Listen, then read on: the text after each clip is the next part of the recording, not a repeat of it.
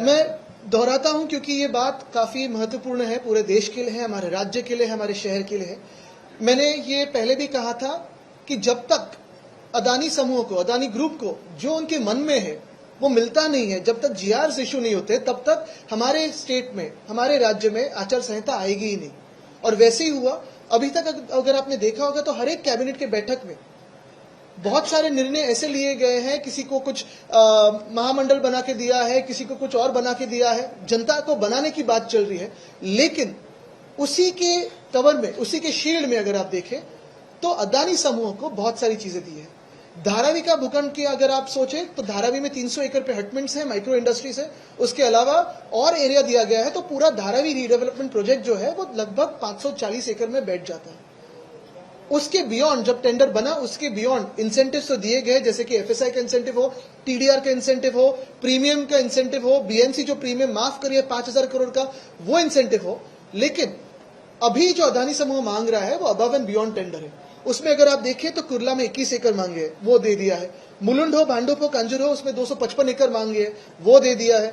Mud island में 140 एकड़ दे दिया है। देवनार में 124 एकड़ जो सबजुडिस है, जो मामला कलेक्टर और बीएमसी का डिस्प्यूट है, वो भी बिना पूछे दे दिया है। यानी अगर आप देखें तो इसमें भाजपा हो, एकनाथ शिंदे हो, उनकी भूमिका एक ही है, सबका मालिक अदानी। साईं बाबा कहते थे सबका मालिक एक है, वैसे ही बीजेपी और एकनाथ शिंदे जो कभी कभी साईं बाबा का विरोध करते हैं, किसी राज्य में विरोध किया भाजपा ने, उन्होंने कहा कि सबका मालिक अदानी है। धारावी के 540 एकड़ और ये जो अन्य मुंबई के 540 एकड़ अगर आप एक साथ करें तो 1080 एकड़, इतनी सारी जगह फ्री ऑफ कॉस्ट अदानी को दे दिए। क्यों? ताकि धारावी में रीडेवलपमेंट हो। और उसी धारावी में लगभग 1.5 लाख फैमिलीज को ये इनएलिजिबल ठहराएंगे, उनको घर नहीं देंगे, उनको बाहर किसी दूसरे, एक तो हाउसिंग में जाओ या फिर हम जो बना रहे हैं वहां रेंटल पे आओ या फिर वहां कंस्ट्रक्शन कॉस्ट पे खरीदो। अच्छा, बात यह होती है कि 540 एकड़ जो धारावी की सिवा दिए है, अलग दिए है, उस 540 एकड़ में लगभग 7 लाख स्क्वायर फुट इतना कंस्ट्रक्शन हो सकता है और उसी से 1 लाख करोड़ तक ये पैसे कमा सकते हैं। कोई पैसे कमाए, कोई बड़ा हो जाए, कोई दुनिया में सबसे अमीर बन जाए, कोई कुछ भी तरक्की करे, कोई हमें दिक्कत नहीं है। लेकिन मुंबई को लूट के नहीं होना चाहिए और इसे हमारा विरोध है। हम यही बात कहना चाहते हैं कि जब हमारी सरकार बनेगी 1 महीने में, तो ये सारे जो incentives above and beyond tender है वो तो हम कैंसिल करेंगे।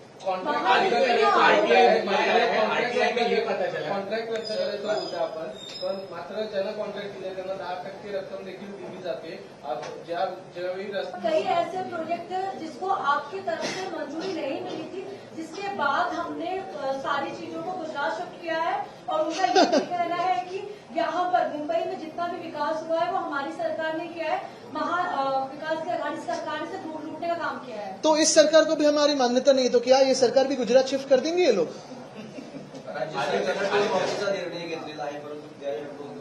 माहिती येते की लाडकी बहन योजना के लिए महाराष्ट्र सरकार ने 200 करोड़ से ज्यादा का खर्चा किया है। इसको पब्लिसिटी और बिल्कुल, अगर यही पैसा बचाते और लाड़की बहन को देते तो बढ़त तो उसमें हो जाती थी। वो महाझूठी है, महायुति नहीं है।